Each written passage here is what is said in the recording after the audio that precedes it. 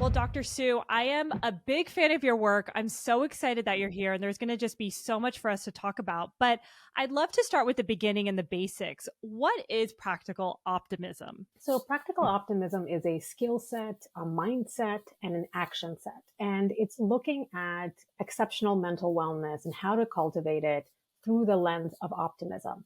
And there are 8 pillars. They're not in any particular order, but basically, like, these are the sort of top 8 things. If I were to give advice as a psychiatrist, clinician, speaker, educator for 20 years, these are sort of the high yield best practices for greatest health, wealth, success, interpersonal relationship, really happiness and success in every aspect of your life. Oh my gosh, I'm here for this all. So sign me up. I'm excited to dig in. And, we'll go into your 8 pillars in a second, but I'm always so curious, maybe at a high level, to get your thoughts on why is it that some people survive or even thrive in very challenging or difficult situations? Yes, for years we always thought of this, and I know I certainly did, as something that you either had or you didn't. So you were either born resilient or you weren't. And that's something that I saw for my work in 9/11 patients, and something I got curious about.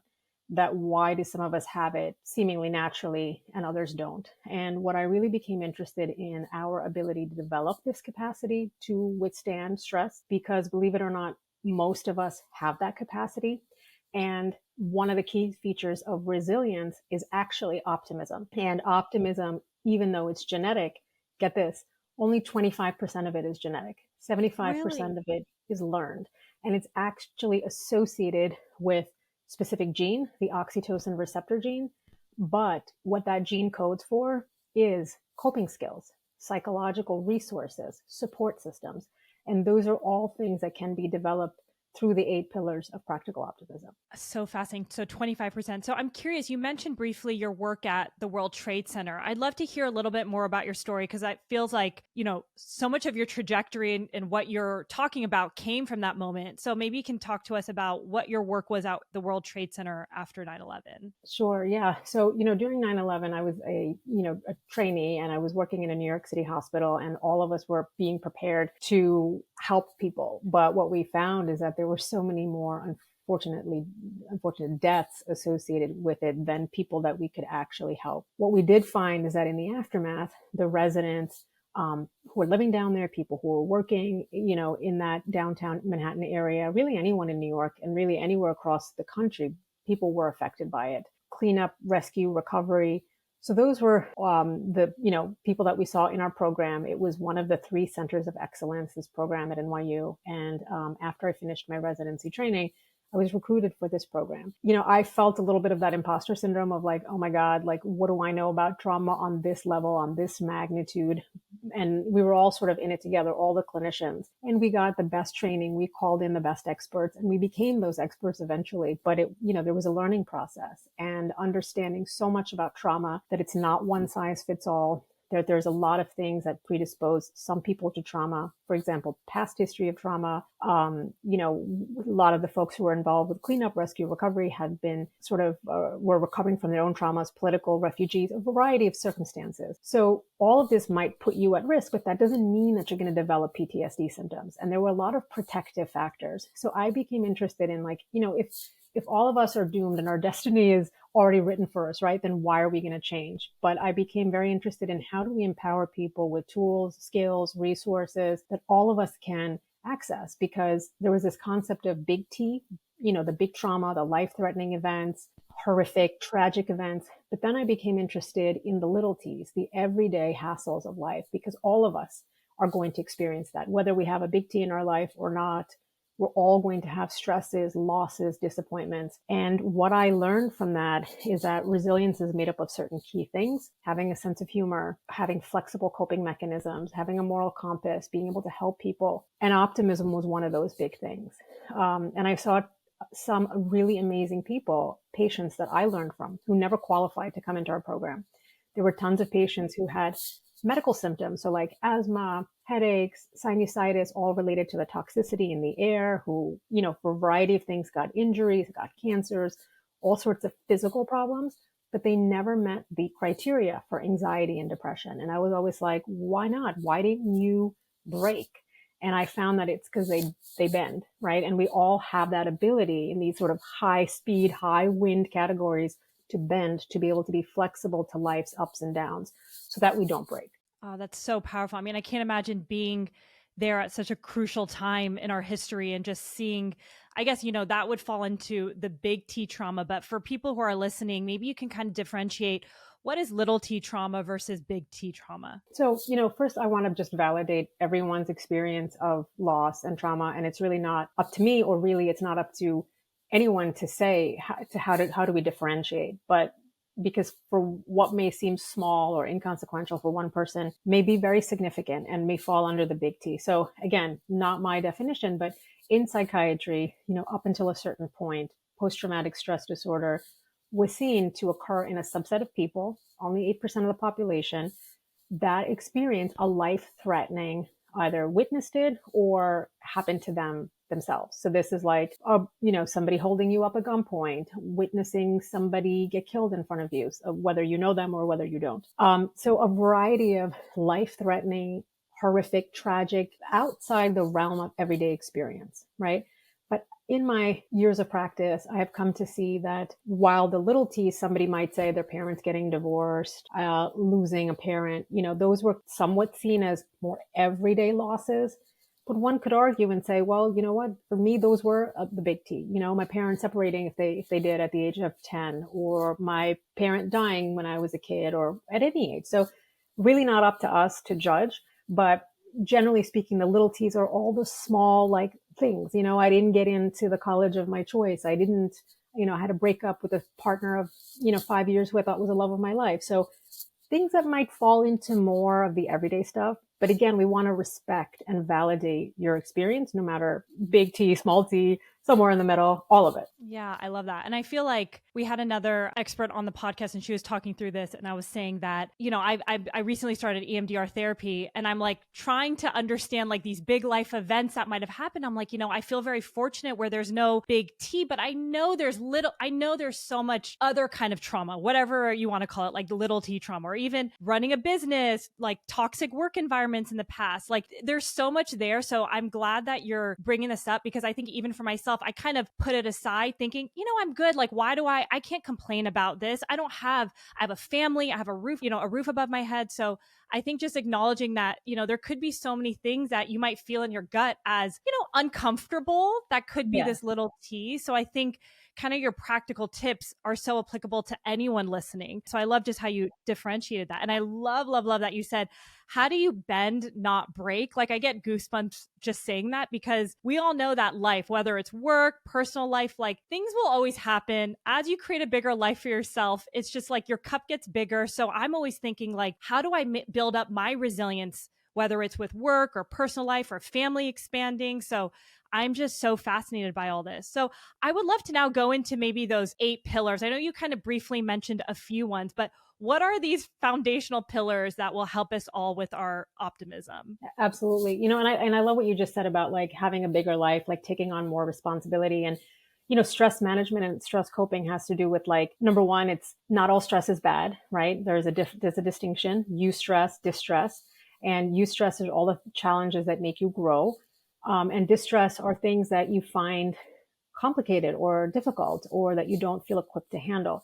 And the key is that this is where the 8 pillars come in, is that somebody may say, some of these things, I don't even know which category they fall into, because the things that are making me grow are also really challenging, and I don't have the resources to bring to the table. So if someone gave you an opportunity to get an even bigger business, or even to expand or take on 2, 3, 4 things, or challenges of choice, right? Mm-hmm. So the first pillar is purpose, and they're not in any particular order, but when I was thinking about them, there's sort of an arc to this, starting from purpose, ending in practicing healthy habits. And then, so the way I look at it is purpose is an intention. It's a goal. It could be big P in the sense that purpose in life, right? What am I meant to do? Why am I on earth? And then there's the everyday purpose, the little things, what's my purpose today? What's my aim by having a difficult conversation with someone that I love? What is my aim? What is my goal with what I want to do this year in my business? What are my intentions for this relationship? So being intentional most of us aren't because we're busy and Yeah. our brain is hijacked with a million things going on in the world with the day-to-day stuff that we don't really have the time to sit back and say, if I'm struggling with something, often I'm not clear about my intention, or that multiple things that I am clear about are clashing with each other. And that's not a bad thing. That's life, you know, like if what I want is coming in, my purpose, my intention is clashing with somebody else's, right? And maybe we can find a bigger sort of third thing that we can agree upon, which is to preserve the relationship, you know? So I feel like every aspect of our life could have purpose, but in this chapter, it was about if you're struggling, if you're experiencing burnout, maybe you need a rejiggering of your purpose, right? And our purpose today, what we want to seek is not the same thing as what it was 10 years ago. And that's totally okay, because as we grow and change, our purpose also grows and changes. And what we may want 10 years from now may not also be the same thing. And sometimes, like when I talk about in your job, if you're struggling or suffering, there's a concept called role remake, that finding meaning, finding something new about the work that you're doing, connecting the work that you're doing to somebody else's benefit. So there were so many like hacks about how to get purpose. Exercise is one way. People who have purpose are more likely to work out longer, harder, stronger. People who have purpose live longer. There's a study that showed that having a purpose, you're 30% more likely to live over the course of 8 years compared to people who don't. And people who have a purpose are less likely to have heart attacks and strokes. So it's really worth a person just sitting down and being like, why am I doing this? For who? For what? You know, and the key is that purpose doesn't have to make sense to anybody else. It's what excites you. I say it's your soul's way of engaging with the world, aligned with your own unique interests, talents, and hobbies. I love that. And just to pause really before you go into the other ones, I think what you said, there's so many of us who aren't intentionally like living the life we want. Like even let me just give an example for myself. So my purpose so much is in our business of supporting women and what we're doing. But on the micro level, you know, because the business is growing, I'm kind of always just in reaction mode. And one thing that I recently started doing, because I'm kind of feeling the burnout, you know, I'm not there yet, but I can see it kind of coming if I keep going the way I'm doing. So one thing that I recently started doing for myself to get a little bit more intentional of the week and to be clear with my why and what I'm here to do with the business, every Sunday I'll carve out time and I'll just kind of think through my schedule to think about, okay, how can I make sure I'm filling up my cup while doing all the demands? Because I feel like that resiliency factor is a little bit easier to your point. Like life is stressful, business is stressful, your work can be stressful. But if you can somehow be a little bit more intentional with some things and take that time to pause, it Yes. really can be helpful. So I'm just going through that recently, but I Love wanted that. to bring that up. No, I love that. And also, like, I think part of that is, you know, we always talk about like FOMO and then also the concept like fear of missing out and then the joy, the JOMO, the joy of missing out. In that, I think once you have a purpose, your JOMO bucket of the things that you let go of, that you say no to, become a lot more clear, because the concept of balance for women who are working, who have families, that is a strange and interesting thing. I think it's like a beautiful idea, but not a realistic reality. And we have to be okay with saying no to certain things and letting go. And there's always opportunity cost to everything that we say yes to. So, and then creating rest intentionally. That's another thing I'm big on people doing. And we could talk about that, but that's another way to fill your bucket and boost your resilience is sleep and a variety of other ways that we can get into. Yeah. And is that one of the pillars, rest? Yeah. So under the present, which is like, you know, sort of towards the end about how to be more present, I talk about the idea of like intentional rest, like active rest, passive rest. So ways that you can replete yourself. Oh, I love it. I need to hear more about this. So, what is your recommendation? Because I feel like the whole concept of rest, because I'm so just passionate about what I'm doing, I'm realizing I'm not taking that active relaxation or more rest than I should. So, would love to maybe hear maybe some examples or any stats or anything that will motivate all of us, especially so many women listening today are running businesses, having families, you know, they're go-getters. So I feel like this can be super helpful for every woman listening in today to hear. Yeah. Yeah. So, you know, the key is that rest is not something that you have to earn, you know, or that you have to like earn or have to deserve. It's something that you should put into your productivity plan. right? Like, you don't begrudge your phone battery for dying. You don't yell at it and say like, you incompetent moron, what's wrong with you? Like, why are you only 25% charged? No one's yelling at their technology tools and devices, right?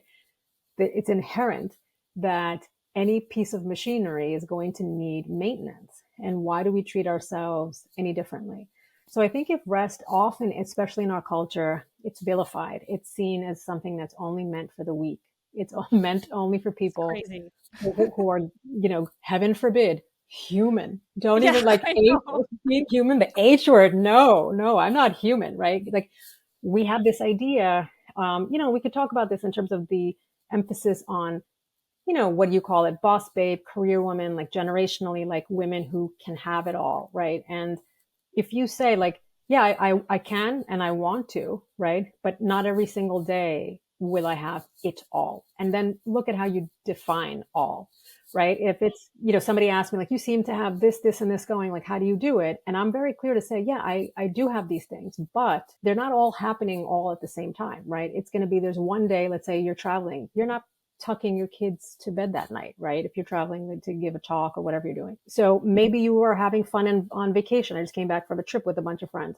I was walking around the city a million miles, but I wasn't in the gym lifting weights. And that's something that's really important to me, to keep muscle mass, bone density, all of these things, like as women age, like in their 30s and 40s, for our brain health, for everything, right? Like, I really believe. So it's not every day. I might be in 3 places in a day. I may not be in 17. And at this point in my life, I'm okay with that. But so looking at rest as something that is a necessity. There is no earning involved. Carving out time for rest. So one thing that we learned, a new study that came out, that it's not even the number of hours that you sleep a day, it's the consistency of when those hours happen.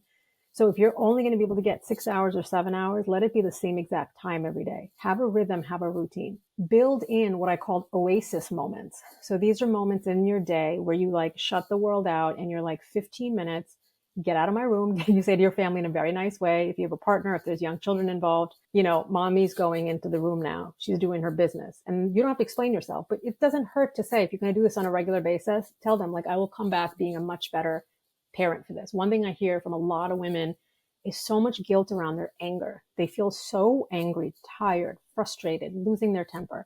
And I know so many women who are like, oh, I have anger issues. And I'm like, I don't know, like, would you have anger issues if 5 people weren't tugging at you and asking you, can I have dinner? Where's my soccer stuff? Where's my backpack? No, probably not, right? It's these circumstances that are bringing this out of you. So carving out 15 minutes, finding a comfortable place in your home. It could be a closet. It could be a bathroom. I don't care. But say to yourself that I'm just going to sit here, and do not scroll on your phone, because the minute we're alone, we're on our phone. And unless the videos that are being fed to you are all about cute cats and puppies and, silly memes, eventually you're going to see something that's going to trigger you in some way. I'm not doing enough, right? So-and-so is doing this. I should be doing this. What's wrong with me? So that's not relaxing. It should be something that you find restorative. It could be meditation. It could be journaling, but it, in theory, should be technology free if possible. I love that. And it's amazing how much that 15 minutes actually makes a difference. I'll go on YouTube and do like a yoga nidra meditation because I need some guidance. I can't be in silence, or I'm on my phone and I know that's not good, but the guided meditations, I'm like, this is amazing. So it really does make a big difference in 15 minutes of just like alone time. And we talk a lot about just the importance of sleep. And I love that you mentioned that recent research of just consistently going to sleep. We were just talking about that. I'm fascinated. So if you're not getting like 8 hours, at least do your best to sleep at the same time. And I definitely feel a difference personally. If I, sleep 2 hours later, I genuinely feel off the next day. I'm like, I don't know if it's age, but I feel a difference for sure. Yes, totally. And it's this idea of like, we talk about like burning the candle on both ends. Like, sometimes like at night, I'm like, oh my God, finally quiet moment, right? Nobody's interrupting me. And they, my kids don't want to go to bed. It just becomes later and later.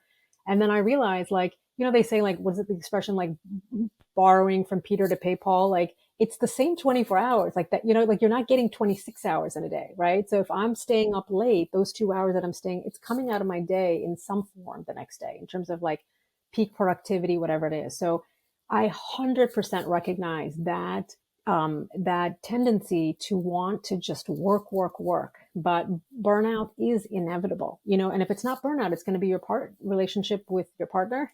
Yeah, It's your going to be health.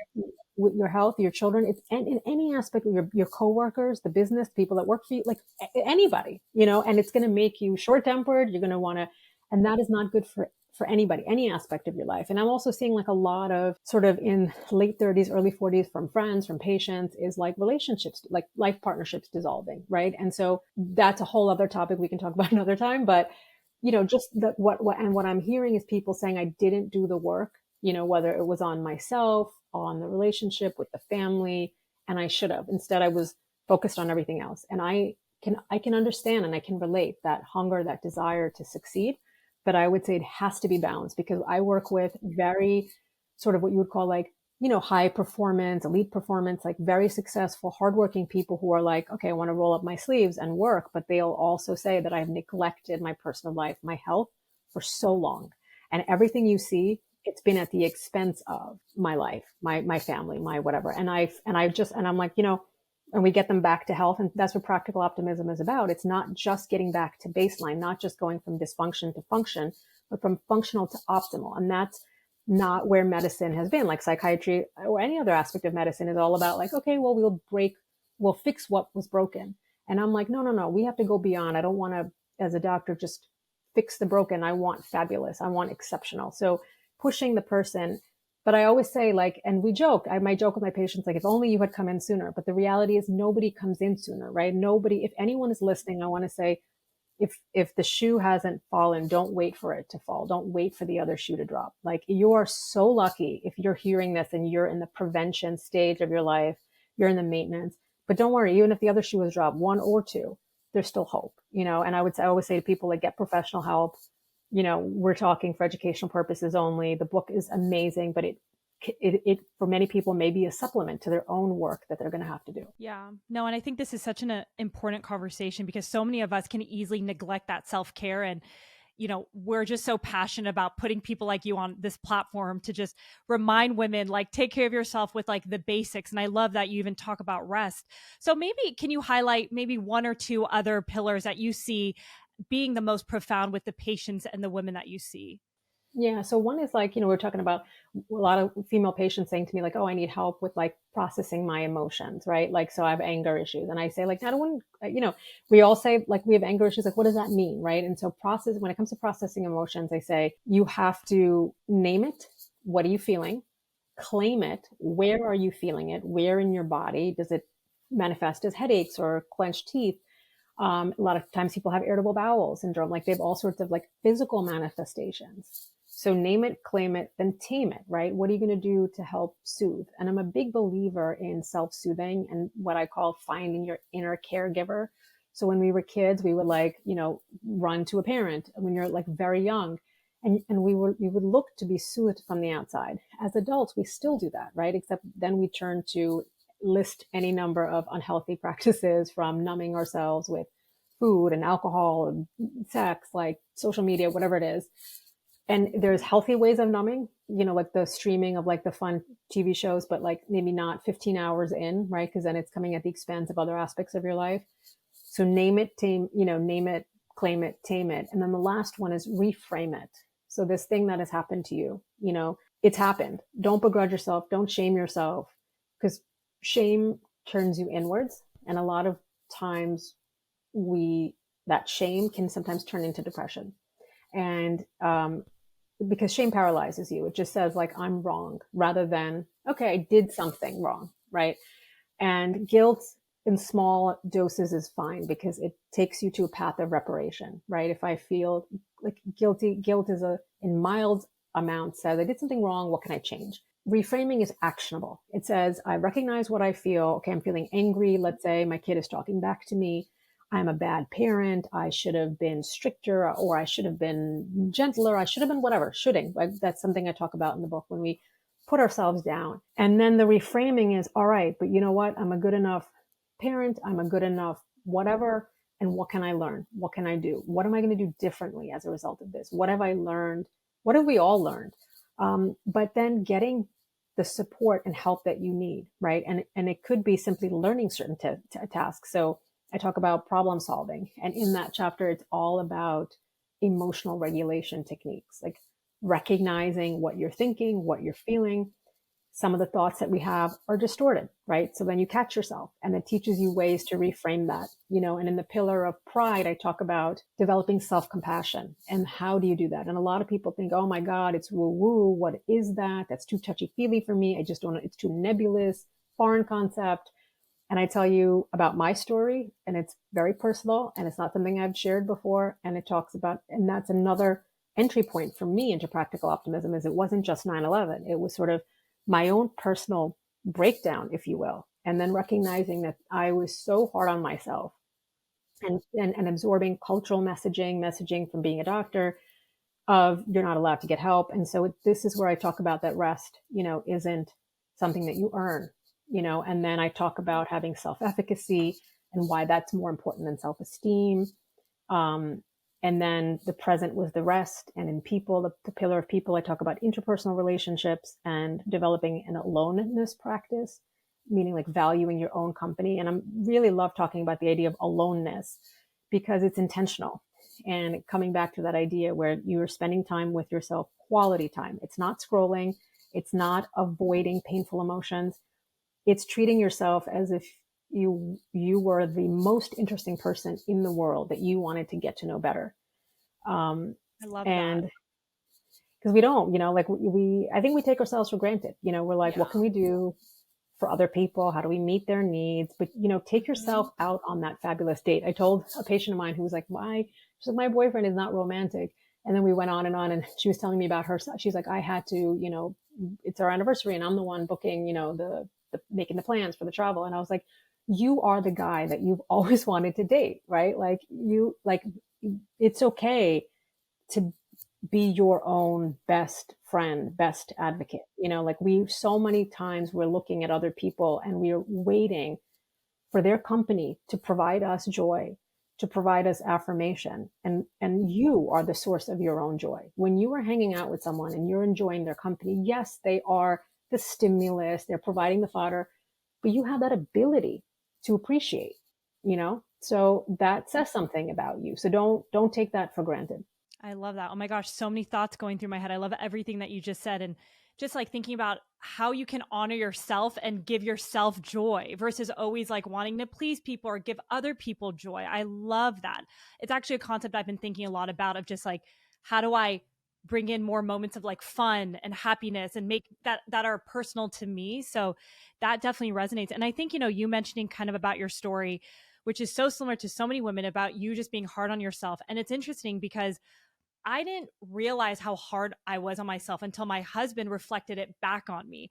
And I'm not hard on people around me. I actually give a lot of people grace. Like if I gave the same grace I gave to others, to myself, to your point, I think I would feel just like incredible all the time. And so it was interesting because I've been thinking a lot about, man, I didn't even know subconsciously I was so difficult on myself and hard, and I would shame myself and make myself feel guilty. And you mentioned one thing, how self-efficacy has helped you versus self-esteem. Can you kind of Mm-hmm. talk about what that means? Yeah, so much of the time we're all about like, oh, we want to like boost like the kid's self-esteem, or my self-esteem like was injured. And the problem, it's so flawed because self-esteem depends on the outside, on accolades, on achievements externally. And as long as you continue to perform well, your self-esteem remains high. So many of the patients that I see, they came in when like so much of their life they were working really hard and they just kept getting boosted, or they were able to get, promoted or accomplishments. And they came in when they sort of got like life like smacked them in the face and was like, oh no, you're not perfect. And even if you are, it doesn't matter. There's a world and circumstances beyond you. You don't control everything. And it doesn't matter how hard you work, like things don't always work out. So basically they were faced with harsh, cold reality that like sometimes bad things happen to good people. And that caused their self-esteem to plummet, and it caused anxiety and depression. And they were just like, I don't know, because I only know one way. I work hard and things work out. And now things aren't, because maybe they didn't get along with the boss, or, other things, politics came in the way. So things, they didn't have control. And when things aren't working out your way and people are not, kissing your butt, so to speak, you're not doing well, even though like, because at some point, we're going to be, I want to say, promoted to our highest level of incompetence, right? Because Yeah. we just keep going until, there's going to be somebody bigger, better, more accomplished. And then you feel like you got knocked down. Self-compassion and self-efficacy are two things that have to do with our belief in ourselves and our belief in our abilities. And believe it or not, our belief in our abilities is more important sometimes than our actual abilities.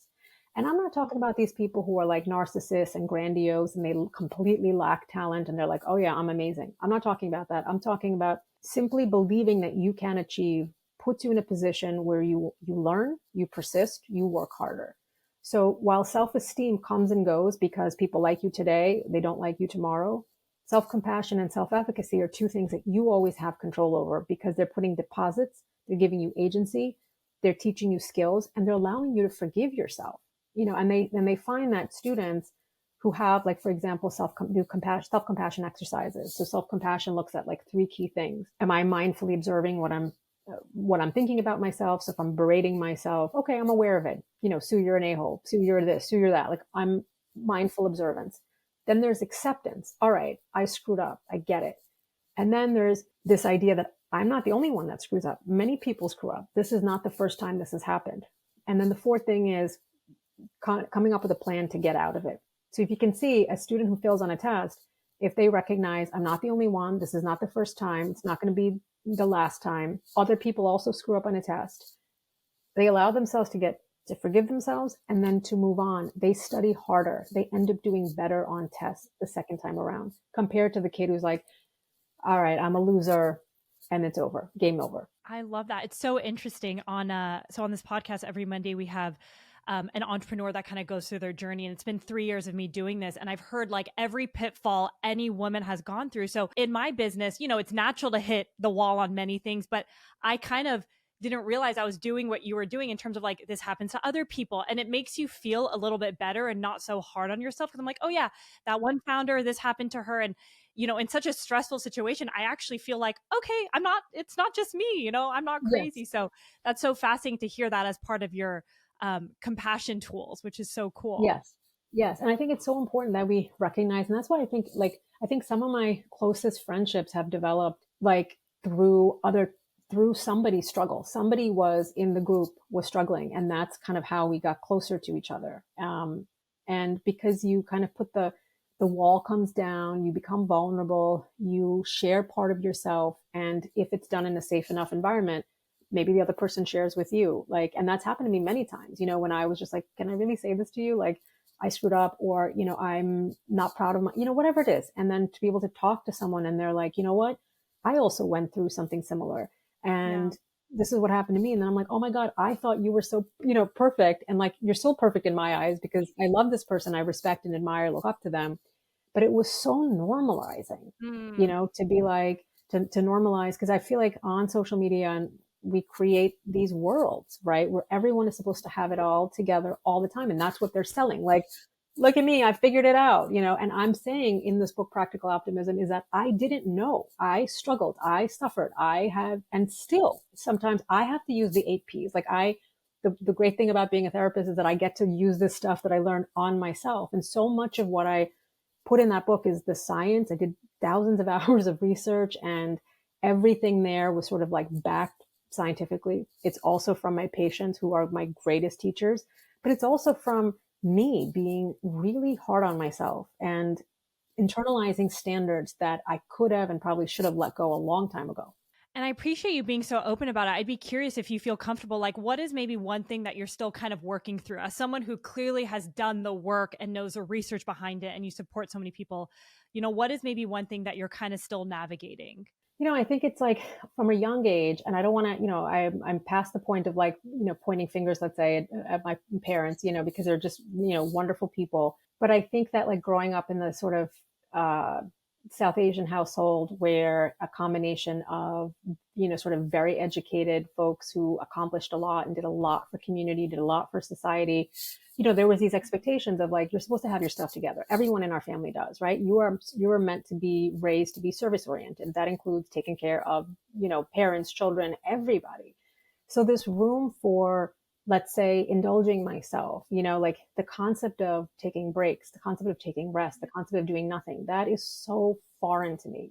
This idea, there's always this self-imposed pressure. It's not coming from Yeah. anywhere else, Mhm. to like there's a schema in schema therapy to talk about like this productivity, like you need to accomplish, like sitting and not doing anything makes me feel really bad about myself, and so I try to then sublimate that into something sort of more appropriate where I'm like, okay, I'm going to work out. I'm going to, so it's like, it feels like a break because it is a break from my work, but and so, the idea of doing nothing, that's really hard. Even my nothing, it has to still be something, so like on my nothing days, I'm like, okay, I still I'm going to go for a walk, and that feels like nothing, but I'm like, I'm getting steps in, so like that's something I have to, I don't know how to relax and do nothing. No, and that's something that I struggle, because I feel like every day I have to, this work is worship ethic that I grew up with, where like you always had to show, growing up in our family, show something for our time. So like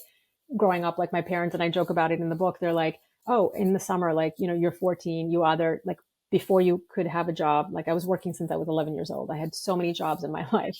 I paid my way through, college and med school and residency, never had financial support. So, a lot of this pressure of like, you need to show up for your time, and your time has to be spoken for, and you can't rest or take breaks until you've put in that time, so that's something that that I struggle with my whole life, and that I'm still, but it's made me productive and accomplished, but then you're just like self-flagellating. Yeah, it's so interesting. That's something that I'm clearly working on too. And it's interesting because in a positive way, it's gotten us to where we are in so many incredible things. But on the flip side, it's like if you can create that balance of adding more rest and scheduling it. But I love your examples of even whether it's like working out. I noticed that for me too. Like working out has been helpful. I love massages. I don't know if that's active relaxation, but like it's not, I can't do anything with my hands and like be Yes. on the phone, or even acupuncture. Like I can't move. I have to lay there.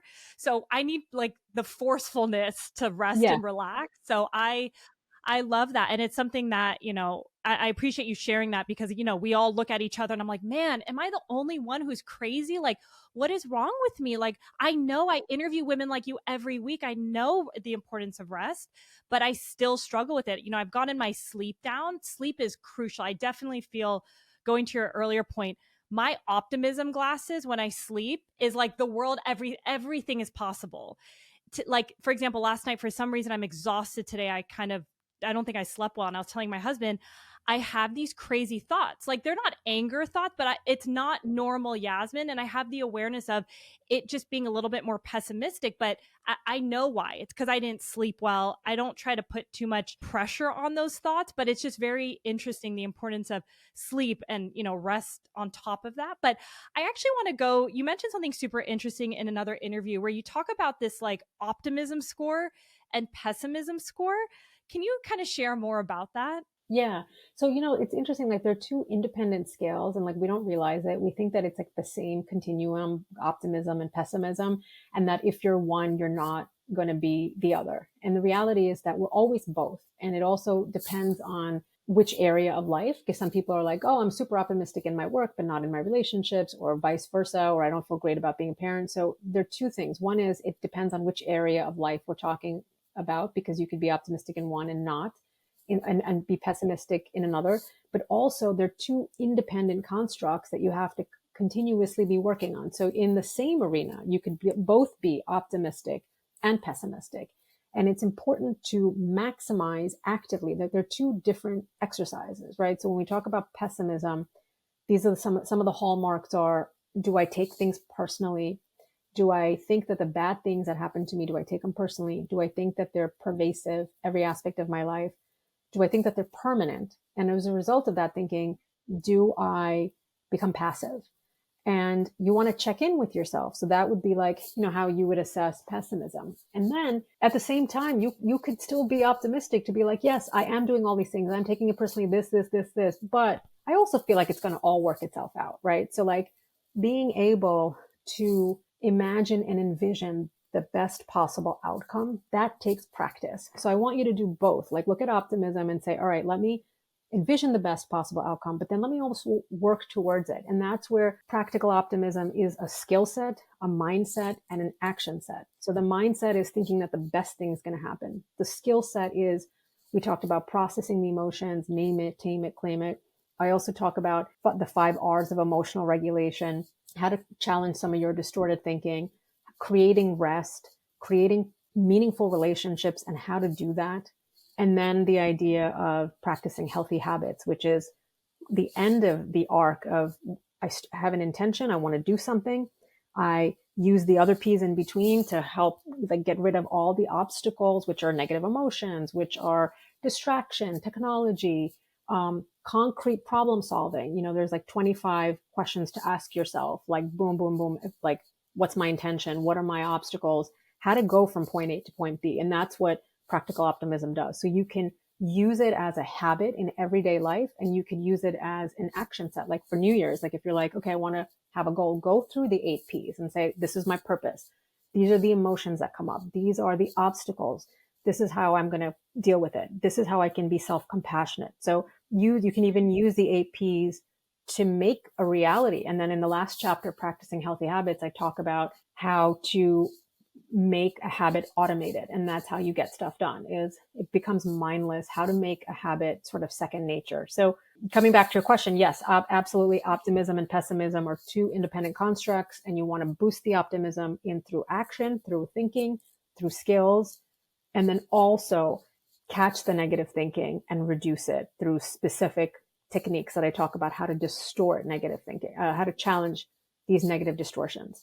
I would love to go on that, just like how to challenge negative distortions. I mean, I'm sure your book goes into detail, but I feel like there might be a lot of people listening who really resonate with that, because sometimes we believe our thoughts a little too much, when sometimes you're like, who the heck is this crazy person? Am I nuts? But I would love maybe if you could share how we can challenge that, because sometimes we're not even aware of those distorted thoughts. Yes. And, I love what you said, like, who is this crazy person? Because the reality is, when I talk to my patients, I always tell them, like, listen, you didn't invent this out of nowhere. Like, it's probably within the realm of possibility. But what I would say is, what is the likelihood, right? Like, what is the possibility? What's the probability? And when we do that, like, the number gets reduced far lower, right? So like, can you give me an example? Think of something that somebody said to you the other day, a friend, or, give me an example, and I'll walk you through just like how you would think of that distortion. Oh gosh, And let I'm me putting you on the see. spot. No. Could it be work related, or should it be Sure. something that Yeah. someone said Yeah. to me? No, anything. Okay, I'll just give an example. It's Black Friday this week, so we have a lot of sales going on for the business. And like last night, the emails weren't ready. And it was like, there was a long pause until I kind of got feedback from it. And in that time, my mind was just like, gosh, yeah, like it was just like negative thoughts. Like, okay, what happens if it doesn't go out? You waited last minute. And it was a lot of like pressure on me for no reason. It's honestly probably why I'm tired today. But there was like these weird thoughts kind of happening Yeah. during that Yeah. time. Is that Yeah. helpful, or? Yeah. No, great. And that's exactly like, we've all been in that situation where like the tension is high. So already, right, the stakes are high. So already we're revved up, right? So one is the physiological experience of my heart's racing, my breath is shallow, and that signals that there's something wrong. Just the physiological state of arousal. And then the cognitive part of it is the distortion of what we call catastrophizing. Like automatically our brain tends to go to the worst place. Like, oh my God, I don't have these emails ready. I'm so screwed. And then everything is going to fail. And even though, what happens when we worry about things, and we've all done this, I've done this. I mean, everybody I know has done this. Worry is interesting because it's emotional avoidance. We don't allow ourselves to feel the real fear, right? So we're not really getting at it. And if I were to ask someone, okay, in your situation, what are you really afraid of, right? And when we go through it, the things that you would tell me, what would be your worst fear in a situation like that? If the emails didn't go through, what would happen? I mean, I think subconsciously, which I know logically this isn't right, but in that moment, it's like the business is going to end, it's going to fail. Like, but it's not true. So I have to like catch myself. But that's what my body, I think, thinks. It's so weird. Yes. And no, totally. And like, let's say if it was someone I'm working with and they were like, I think I'm going to get fired, right? Like, let's say they something didn't happen exactly on time, or even before it's happened. And what's interesting is it's in that moment, they're not even aware of what the worst possible scenarios, they're not even entertaining it. And that's why I say, all right, well, I want you to write it down. And they're like, why would I do that? Why would I put out into the world the Mm. worst possible thing? And I would say, listen, if you're not superstitious, and if you are, go with me on this.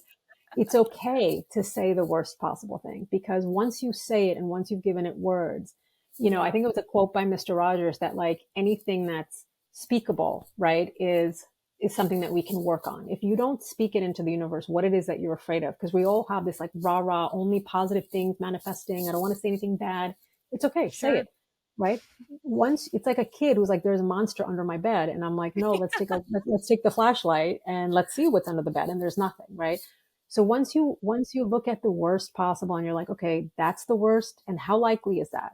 Let me ask you, how likely is it that your whole business will fall, right? Like, Like negative 10%. Like yeah, not even yeah. So the like, possible. right. So then when you go through that, you're like, okay, what am I doing? So I would say to myself in those shoes, and I've been there in some realm of, I'm catastrophizing, I'm jumping to conclusions, I'm imagining the worst case possible. And then you say to yourself, all right, some of these techniques is what would I tell a friend? So what would you tell a friend if I came to you and I was like, I have not sent these out. What's wrong with me? Again, the shaming, the blaming. What would you say to me as a friend if I was your friend? Oh my gosh, I'd say don't even worry about it. Even if it's sent out later tomorrow, it's all good. Nothing, what's a big deal? Yeah, like nothing happened. So what? Nothing We happened. say like no one noticed, nobody cares, everybody's Yeah. business busy, and it's still well before Black Friday. Everything is fine, right? But so we're kinder to ourselves. I mean, sorry, to other people than we are to ourselves. And then another question to ask yourself is, will this matter 5 years from now? And most of the time, it doesn't, right? But again, we are our own harshest critics, and we just set such difficult standards. And I think that once you can get to a place of, I'll be fine, whether this works out in this moment or doesn't, big picture, zoom out, and say to yourself, will I be fine? Worst case scenario, no emails go out, right? Like, will my business survive? Will I still have hopefully a roof over my head? And if you can say yes to those things, and you're just like, whether you give it up, if you believe in a higher power, if you believe in the universe, I'm giving it up to God, I'm giving it up to the universe, I'm giving it up to something because I've done my part. And again, the human, like, it's okay. I love that. It's so true. And I remember the first time I heard this, what you just said, like, does this matter 5 years from now? That when I first heard that years ago, when I didn't even have my business working corporate, like it was so helpful, and it makes you not overthink like bullshit stuff. Like it Yes, just makes you yes, kind of intentional on what really matters and doesn't yes. really sway you away from other things. So I love that so much. It was really profound when I heard that. So I'd love to kind of end. You mentioned, the last leg of your book, which I love, is just all around like health, wellness, how that can impact optimism. And you mentioned something about how to make a habit more automated. So I'd be curious to just kind of understand what that means a little bit from like a health perspective. Yes. So, we make about 30,000 choices a day. And, 200 about of those are about food alone. And can Yeah. you Wow. imagine the end of the day, how fatigued is a person going to be to have to make minutia like decisions? And the last thing you want to do is leave something really important in your life, like whatever it was, food prep, going to the gym, journaling, meditating. Why leave it to the end of the day when you're so tired, right? So choice to me is the enemy of habit, right? Because if you leave it up to choice, to motivation, to willpower, it's not happening. It might happen 2 days after that. That's why New Year's resolutions so often fail, because we don't have a plan in place. And what I mean by plan is automatic, no brainer, not an option. And if a habit is not working out, you have to ask yourself, how have I not set myself up for success, right? Like, how am I interfering with my own success? And then go through the obstacles, and I outline sort of how to set yourself up properly, so that, like, if you're someone who wants to work out and you're like, I'm going to do it, I'm going to wake up at 5 a.m., I'm setting my alarm for 4:30, and you're like, yeah, okay, are you a morning person? No, I go to bed at 2 a.m. That's not happening, right? Like, stop deluding yourself. If you are not a morning person, to get up, what you forget is you're not just now developing a new habit to exercise at 5 a.m. You're now asking yourself to also wake up at 5 a.m. after, in this case, 3 hours of sleep, right? So try not to do things at the most inconvenient, unlikely time that they are going to happen, right? If you're someone like who says my peak is 6 p.m. right when I come back from work, that is most likely for me to work out. Like, you want to make the environment so conducive, workout clothes, whatever, if that's what you're trying to do. Everything is ready. So it is non-negotiable. And what happens over time is that it becomes second nature. It becomes automated, and you don't allow choice to even interfere. And if you're someone who, like, if you know this about yourself, let's say once I get home from work and I see food, a warm bed, my family, a television, I'm not likely to want to go to the gym, then don't come home, right? So do everything you can in your power to have all of this figured out, so you're not leaving it up to choice at the last minute, because choice is not going to work in your favor. I love that. It's so true. And like the planning aspect of it. And I was that person in terms of working out. I'm not a morning person by any means, but for years, I would do a 6 a.m. class. And I'm like, what? Like, looking back, I'm like, I don't know how I used to do it. It definitely was against the nature, and it wasn't sustainable, and I wouldn't feel excited about going. And even another one, I was going to this workout class, like 40 minutes, like a 30-minute drive in LA. Like, you never know when there's traffic. And my husband used to be like, you need to find something that's like walking distance or close by, like the power of just like the ease of use of getting there, just to your point.